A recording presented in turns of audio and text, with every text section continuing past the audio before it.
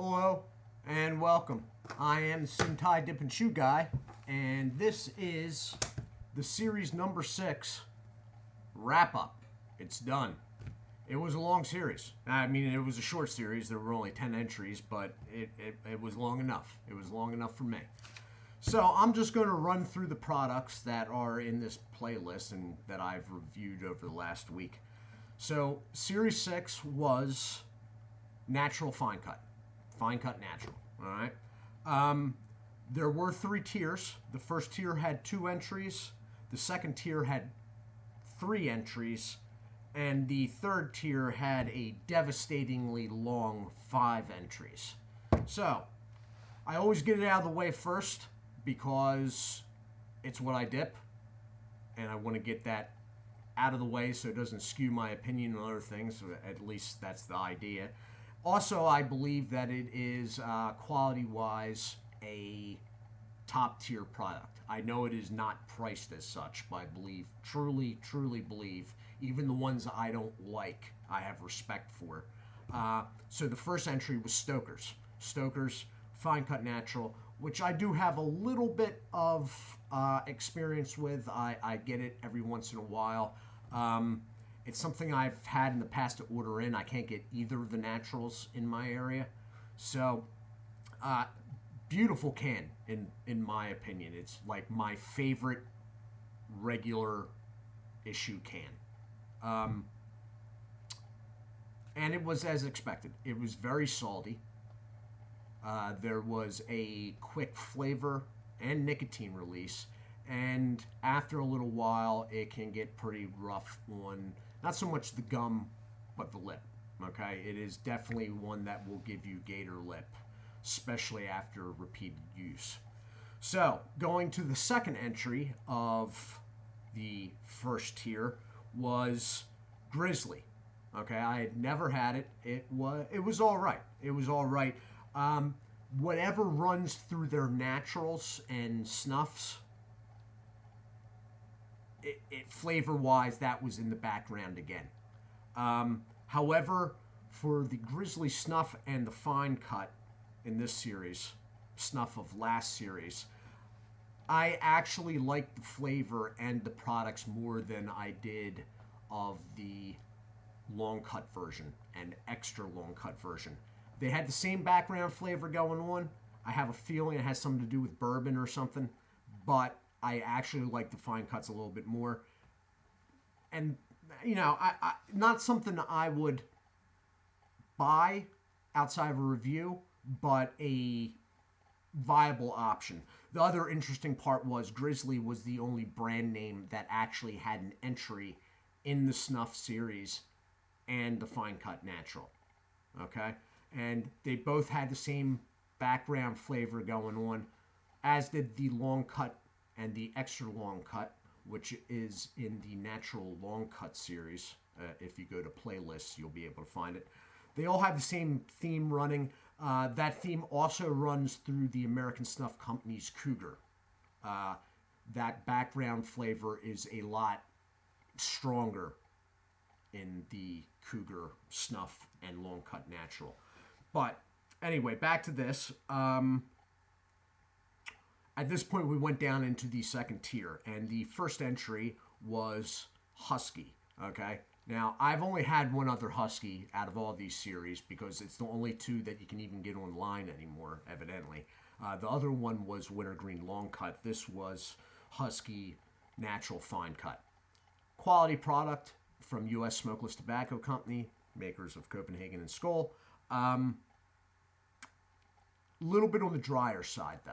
Ran a little dry. Now, this stuff was definitely, the moisture was definitely higher than it had been in the Husky Long Cut Wintergreen. That was really dry. Whether that had something to do with that can I had, I don't know. This stuff was more moist, but it was still running drier than the next entry, which is also from U.S. Smokeless Tobacco Company, and that was the Red Seal product. Red Seal has, before I started this channel, I had no experience with Red Seal, even though there are a few of their products available in Walmarts around me. I had never even really heard too much about it.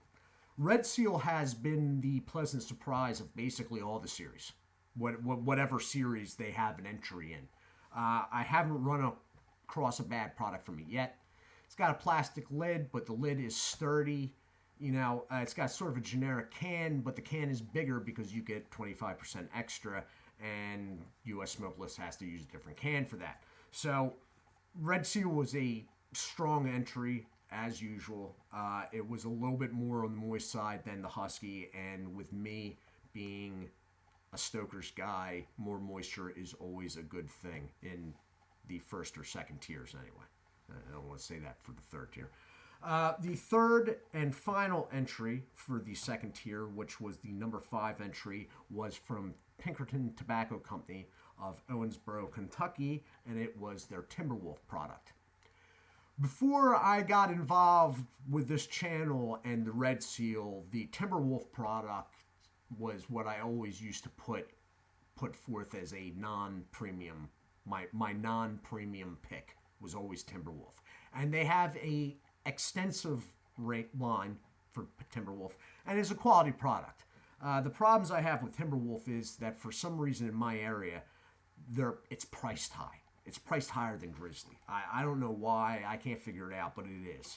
And it seems to be across the board. It's at the Walmarts. It's also higher than some of the Grizzly products in Wawa's. I'm just like... My biggest problem with Timberwolf is the cuts aren't great. Okay? They're not the worst by any means, but they're not great. But the lids are just ridiculous. And it's not just because they're plastic.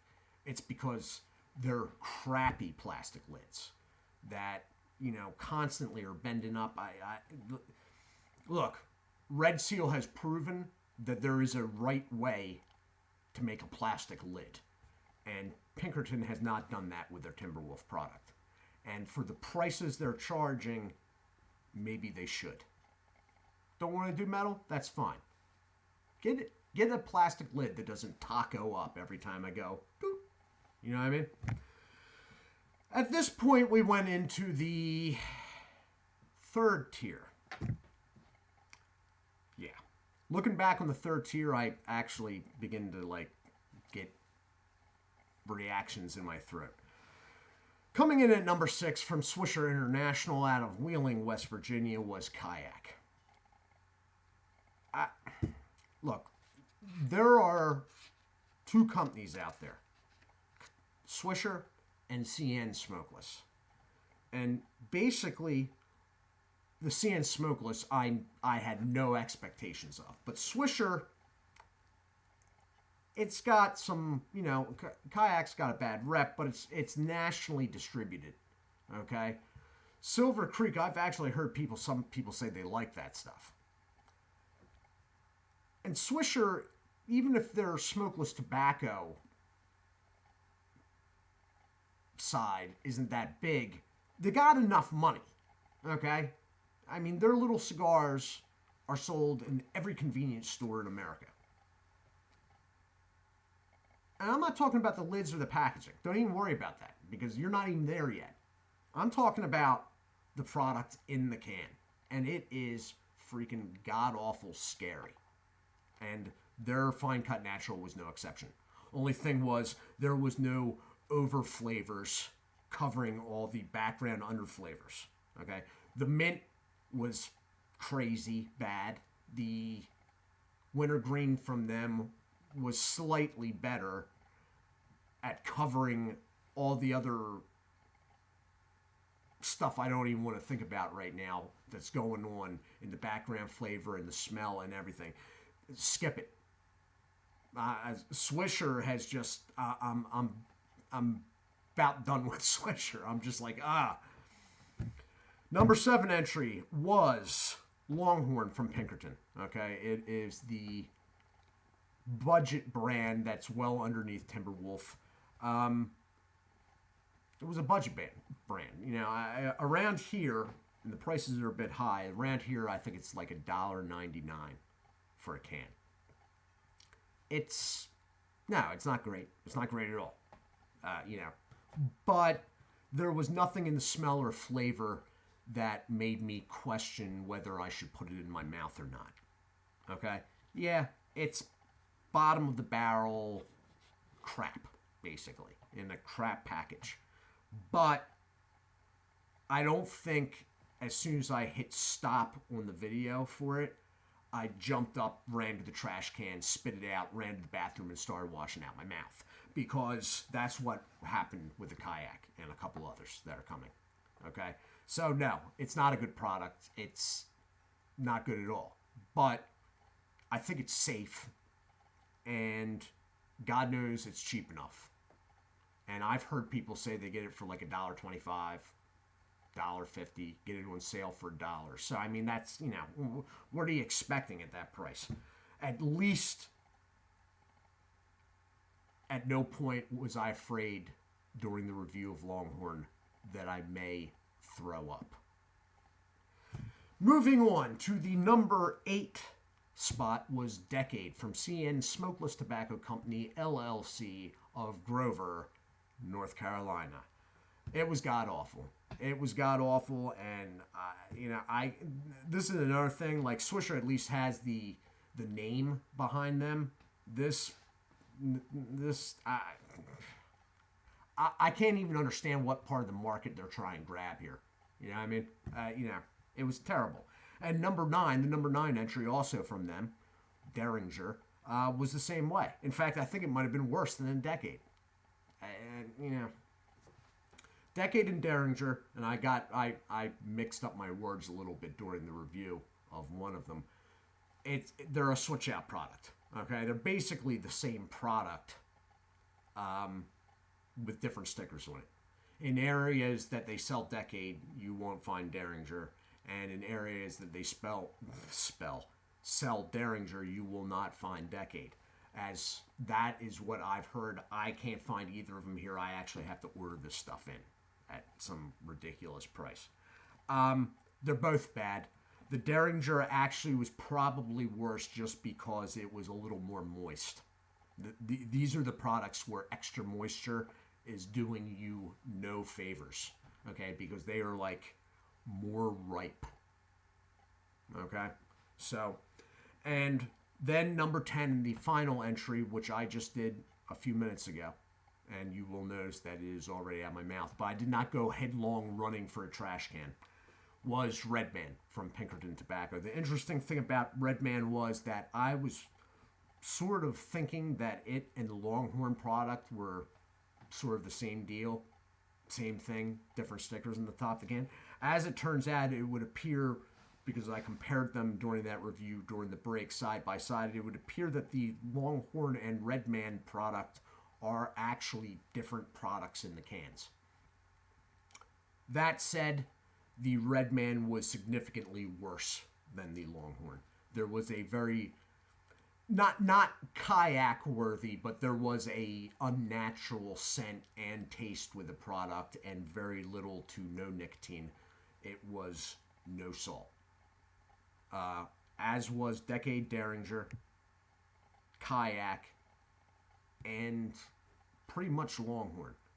There was really no salt content to any of them. Some of them, a couple of them, actually sort of smelled sweet off the can. I think it was only because they were not salted at all, which is sort of the normal thing, right? For a natural, it's salty. Not the third tier. Anyway, so that was Series 6. Now, there will be a Series 7 coming the day after Christmas. I will start it. And that is a short series of Peach, Skull, Timberwolf, Longhorn, and Kayak. There will be an opening video for it. I will do that on Boxing Day, which is December 26th. In between now and then, I had said I'd be gone Christmas Eve day and Christmas Day. Now it looks like I may have some time on my hands here at home, so I may do a couple dry snuff reviews, because I want to get that moving along, because I want to get the second group in at the beginning of this coming month. Anyway, guys, that was it. That was Series 6, 1 through 10. It was a sort of a tough one. I didn't foresee that being a tough one, but that was actually one of the more tedious. it was right up there with wintergreen. And as I've said numerous times, I am not a big fan of wintergreen. But you know what? By the time I was halfway through the third tier here, wintergreen wasn't sounding half bad. Anyway, do take care of yourselves. I will be around, I suppose. I hope everyone is well, and do have a very Merry Christmas. As always, God bless.